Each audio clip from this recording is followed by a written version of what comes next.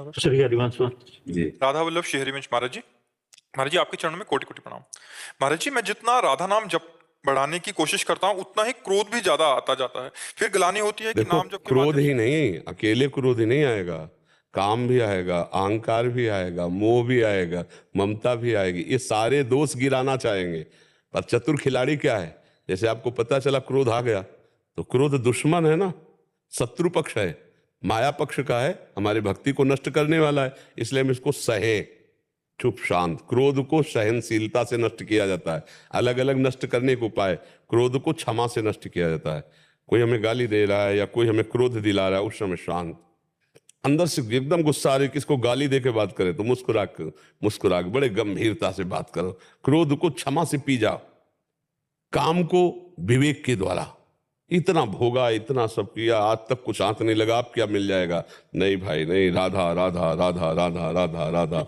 ममता, यार इतने जन्म हो गए सब भटकते भटकते, अभी तक शांति नहीं मिली, तो ये शरीर या शरीर के संबंधी सब छूट जाएंगे। एकमात्र ममता तो प्रभु के चरणों में होनी चाहिए। सबकी ममता ताक बटोरी, मम पद मन ही बांध बरडोरी। सत्संग से प्राप्त ज्ञान के द्वारा, वो विचार के द्वारा इन विकारों से बचता है। एक विकार थोड़ी, सैकड़ों विकार आते हैं, उनको हटाना होता है, उनको सहना होता है, उनको मिटाना होता है, तभी हमारा भजन आगे बढ़ेगा। अब भाई हम जब युद्ध करने गए हो, कोई सैनिक हो, तो युद्ध किस बात का? युद्ध तो तभी है जब विपक्ष बड़ा जोर का हो, तभी आनंद आता है सूरवीर योद्धा को लड़ने में। तो भक्ति अगर भगवान की, तो माया भी भगवान की। जब भक्ति के पक्ष में चलोगे तो माया विरोध खड़ा करेगी। उसका विरोध यही, काम क्रोध लोभ मोह मद मत्सर, इन्हीं पर विजय प्राप्त करना है। महाराज जी, पहले कम क्रोध आता था, अब और ज्यादा आता है। नहीं, पहले कम क्रोध नहीं आता था, पहले तुम्हारा विवेक उसे देख नहीं पाता था। अब पवित्र हुआ, सावधान। जैसे पहले चोर चोरी कर रहा था, हम सावधान थे नहीं तो पता नहीं चला। आज जब सावधान हुए तो छोटी सी भी बात में पता चल जाता कि क्रोध आ गया। तो ये विकार पहले इससे ज्यादा थे, आज वो दिखाई देते हैं। जैसे जी, हमें लगता है कि श्री जी हमारी नाराज हो जाएगी, हम इतना क्रोध कर रहे बेकार। नहीं नहीं, श्री जी तो कभी नहीं नाराज होती। पहली बात पे बैठा लो दिमाग में, ने कहूँ न रिस कहूँ, भूल हूँ न होत सकी, रहत प्रसन्न सदा ही मुख हास है। ऐसी सुकुमारी प्यारे लालजू की प्राण प्यारी, धन्य धन्य धन्य तेज उनके उपास। पर हमें गुस्सा नहीं करना, और कहीं कहीं गुस्सा जानबूझ के करना है। ये बात समझे ना, दोनों बातें समझनी। हमको कोई गाली दे, हमारा कोई अपमान करे, हम गुस्सा नहीं करेंगे। लेकिन हमारे इष्ट का कोई अपमान करे, हमारे गुरु का अपमान करे, हमारे धर्म की बात हो, फिर हम गुस्सा करेंगे। अच्छा, एक जगह और गुस्सा करना, बच्चा है गलत जा रहा है, अब हम उसको गुस्सा करके संभालने की बात दिखा रहे हैं। गुस्से का एक नाटक होता है, और एक होता है अंदर से जलन, गुस्सा होना। हमें गुस्से का नाटक जरूर करना है। अगर गुस्से का नाटक नहीं करोगे तो संसार में नहीं चल पाओगे। साधु महात्मा नहीं हो, गृहस्थी में हो। गुस्से का नाटक करना है, भौं टेढ़ी रखनी, हृदय मृदु रखना है। एक गांव में सांप बहुत गांव के किनारे लगता था, तो देवर्षि नारद जी निकले। लोगों ने प्रार्थना की कि सांप को समझा दीजिए, वो बहुत लोगों को परेशान। तो नारद जी ने सांप को डांट दिया। अगली बार आए तो बहुत पिटा हुआ पड़ा था। तो उनका तुम्हारी दुर्दशा कैसे? बोले आपने की, आपने मना कर दिया है, तो इसीलिए हम चुप हैं, तो हमें सब पीट रहे हैं। तो उनका भैया काटने को मना किया, फुसकारने को नहीं। फुसकार, जो ही फुसकारे उसे नजदीक कोई आता नहीं। तो देखो, काटना नहीं है किसी को, असली में क्रोध हृदय से मत करो। लेकिन फुसकार बंद कर दिए ना, तो लोग जो है पीट देंगे। फुसकार बराबर होनी चाहिए। नजर में पावर और वाणी में मृदुता हो, पर व्यवहार हमारा ऐसा होना चाहिए कि यार बहुत भयानक आदमी है, इससे पंगा लेने का मतलब, लड़ाई झगड़ा करने का मतलब पिट जाना। और बहुत सीधे साधे रहोगे तो जो मनाएगा वो नहीं। तो इसलिए गृहस्थी में रहना है तो क्रोध करना नहीं, लेकिन क्रोध का नाटक कई जगह करना पड़ेगा। जैसे बच्चा है अपना लड़का, अब गलत मार्ग में जा रहा है, तो ऐसे समझाओ, बेटा गलत है मत, तो तुम्हारी एक बात नहीं मानेगा। अगर दोबारा गलती की ना, अब वो सही समझ में आ जाएगा। भय बिनु होए न प्रीति, ये सिद्धांत है। 3 दिन समुद्र के आगे हाथ जोड़े भगवान व्रत किए बैठे रहे, माना समुद्र।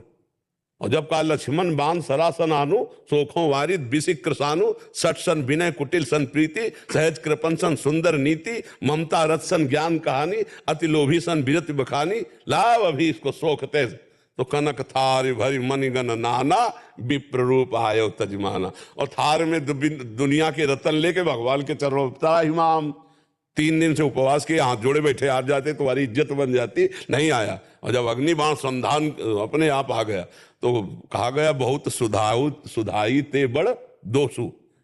थोड़ा सा तो रखना पड़ेगा, घर परिवार है, समाज है, थोड़ा अंदर से नहीं जलना, लेकिन क्रोध का नाटक करना पड़ता है। कई ऐसी परिस्थिति होती है, जैसे अधर्माचरण वाला है, वो उपहास कर रहा है इष्ट का, गुरु का, ऐसे तो फिर ऐसे रहे, दोबारा नहीं।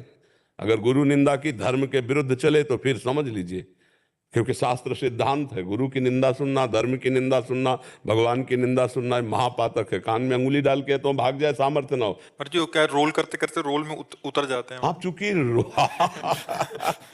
नहीं, अच्छा देखो, नाटक में जब वो विरोधी पक्ष का होता है, जैसे मान लो कोई भी संवाद हो रहा है, तो नाटक को नाटक ही समझ के संवाद करता है, असलियत में तलवार नहीं घोप देता है। समझ रहे हो ना? ऐसे ही नाटक करना है क्रोध का, असलियत में नहीं लड़ाई लड़नी है, थोड़ा सा नाटक तो करना पड़ता है गृहस्थी में। महाराज जी, जैसे पत्नी के ऊपर ज्यादा क्रोध आता है तो उनको लगता है कि ये भक्ति में जा रहे हैं तो हमारा ख्याल कम रखना है, हमारे ऊपर क्रोध करने लगे हैं। नहीं है तो तुम पत्नी से क्रोध क्यों कर? हमें तो लगता है ज्यादा प्यार करना चाहिए भक्तिवान से। भक्तिवान का मतलब है हृदय और सरस हो जाना, पत्नी में भगवत भाव रखना। पहले तो पत्नी मानकर प्यार करते थे, अब तो भगवान की मान के प्यार करते हैं, तो अब तो और प्यार करेंगे। हमें लगता है अगर हमारी भक्ति में सही माने में त्रुटि है तो फिर ये बातें आती, नहीं तो नहीं आती है। क्योंकि जब हम अपने बेटे को देखेंगे तो और प्यार आएगा, क्योंकि अभी तक केवल बेटा मान रहे थे, उसमें भगवान को हम देख रहे हैं, तो और दुलार करेंगे, समझाएंगे, और जरूरत पड़ी तो डांट लगाएंगे। ऐसे पत्नी है तो अर्धांगिनी है, और वो कोई दासी तो है नहीं, तो हम उससे अगर कोई बात करते हैं तो एक मित्रवत बात करते हैं। अगर कभी उससे गलती हो जाती तो क्या आपसे गलती नहीं हो जाती? अपनी गलती को जैसे आप क्षमा कर देते हैं, वैसे पत्नी की गलती को क्षमा करें। और हमें लगता है प्यार में बहुत ताकत है।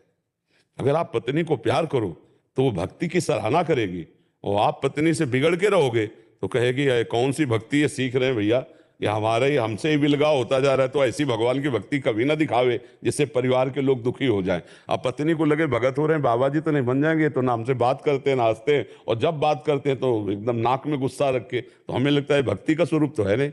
भक्ति का स्वरूप ये कि जब से वृंदावन गए बदल गए, जब से संत समागम किए, अब तो बहुत प्यारा स्वभाव हो गया इनका। ऐसा होना चाहिए, नहीं अपनी सखियों से बात करेंगे, जब से वृंदावन गए तो बर्बाद हो गए। ना हमसे बात करते हो, जब बात करते हैं तो गुस्सा करके करते। हमें लगता है ये भक्ति का स्वरूप तो। जैसे क्रोध का रोल करना है वैसे प्रेम का भी रोल करना है। और क्या, भगवान सब में विराजमान है, उन्हीं को देखकर प्यार करना है। ऐसे प्यार तो सारा संसार कर रहा है। भक्त भगवान को देख के प्यार करता है। जैसे गौर से देखो तो वही प्रकाश साफ में है, बिजली वही है, पावर वही, सब में चेहरे अलग अलग हैं लेकिन परमात्मा वही एक प्रकाशित हो रहा है। तो हम उसी परमात्मा से प्यार करते हैं, हम उसी परमात्मा से बात कर। ये जब भगवान से प्यार उदय होता है तो चराचर जगत में प्यारा सबको ही लगने लगता है। जैसे हमारा चश्मा लाल हो तो सब लाल नहीं दिखाई देता, ऐसे अगर भगवान से प्यार होता है तो सबसे प्यार। ऐसा नहीं होता भगवान से प्यार होता है तो सबसे नाक चढ़ा के वो बात करे, ऐसा नहीं होता। तो इसलिए थोड़ा सुधार कीजिए भक्ति में, और सुधार, और पत्नी को जरूर प्यार कीजिए। हम इसलिए कह रहे हैं कि अगर घर में कलह और शांति हो गई तो फिर भक्ति नहीं कर पाओगे। वो अर्धांगिनी है। भक्ति में सबको संतुष्ट रखने का भाव होता है, जिससे मिले उससे वाणी के द्वारा, व्यवहार के द्वारा। तो उसके अधिकार को जरूर ध्यान रखिए कि पत्नी का अधिकार क्या है, उसके अधिकार की पूर्ति आप करते रहिए। तो आप जो आराधना कर रहे हैं तो भगवान आपके अधिकार अनुसार आपकी पूर्ति करते रहेंगे। वो लोग अज्ञानी होते हैं जो अपने कर्तव्यों को भूल जाते हैं कि पिता हो तो पुत्र के लिए क्या कर्तव्य है, पति हो तो पत्नी के लिए क्या कर्तव्य। आपको ही नहीं देखना कि पत्नी है तो उसका कर्तव्य मेरे लिए क्या है। नहीं, आप भक्त हो, अब आपका भाव बनना चाहिए। आपके माता पिता हैं तो उनके लिए आपका क्या कर्तव्य, अपने कर्तव्य का आप पालन करो, भगवान प्रसन्न हो जाएंगे। भगवान का नाम जब करते प्यार से बात, अंदर गुस्सा आ रही, मान लो कोई त्रुटि हो गई परिवार में किसी से, अंदर गुस्सा आ रही, पहले नाम जप कर उसे समन करो, फिर प्यार से उससे बात कर दो। आपको से गलत हो गया, आपको अगली बार गलती हुई ना तो अच्छा नहीं रहेगा, फिर ऐसा वो थोड़ा सा रोष दिखा दिया लेकिन गुस्सा नहीं है। ये भक्ति का होता है। क्या हमें गुस्सा नहीं आती? हम भी गुस्सा का रोल करते हैं। अब जैसे कोई साधक है, कोई गलती हो गई तो से एक बार तुम्हें क्षमा कर दिया, अगर दोबारा हुआ तो आप समझ लीजिएगा। अब बच्चे हैं, अब अगर भय नहीं रहेगा तो मनमानी आचरण नहीं हो जाएगा। तो ऐसे है, हमको क्रोध का स्वरूप अंदर जागृत नहीं करना, पर कहीं ना कहीं जरूरत होती है, शासन के लिए जरूरत होती है। अगर भय परिवार का खत्म हो गया ना आपके प्रति तो फिर ठीक नहीं रहेगा।